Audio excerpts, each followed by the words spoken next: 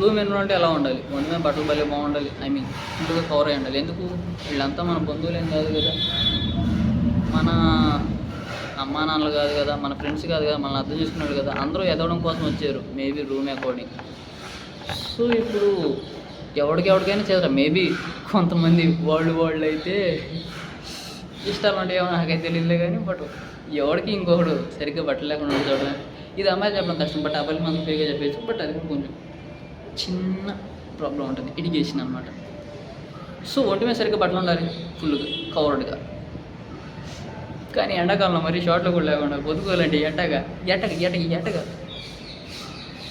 కనీసం అమ్మాయిలు షార్ట్లు వేసుకుంటారు ఈ రోజుల్లో. ఏంది ఈ రోజులు అమ్మాయిలు అయిపోయింది.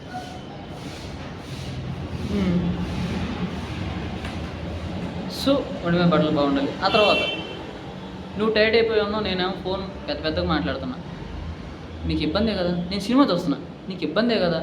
నేను ఫోన్ సైలెంట్లో పెట్టుకుని వాష్రూమ్కి వెళ్ళి స్నానం చేస్తున్నా, అది రింగ్ అవుతా ఉంది, నువ్వేమో నిద్రపోతున్నావు, నేనేమో ఎత్తలేను, అది నీకు ఇబ్బందే కదా.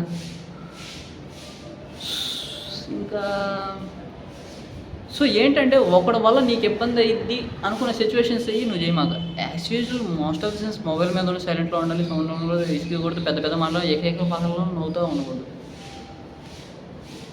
ఆ తర్వాత ఎవరైనా మేనేజర్స్ ఉన్నారనుకో, వాళ్ళకి రెస్పెక్ట్ ఇవ్వాలి. ఎందుకు రేపు రోజు నీకు అదే రెస్పెక్ట్ కోరు అంటే నీకు ఇవ్వాలిగా, నువ్వేమన్నా రాజా, నువ్వేమన్నా కింగా, నా బొంగు కాదు.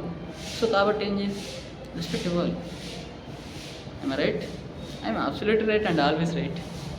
నన్ను తప్పని మొగోడే లేడు, ఉంటే ఆళ్ళే మాత్రమే లేదంటే.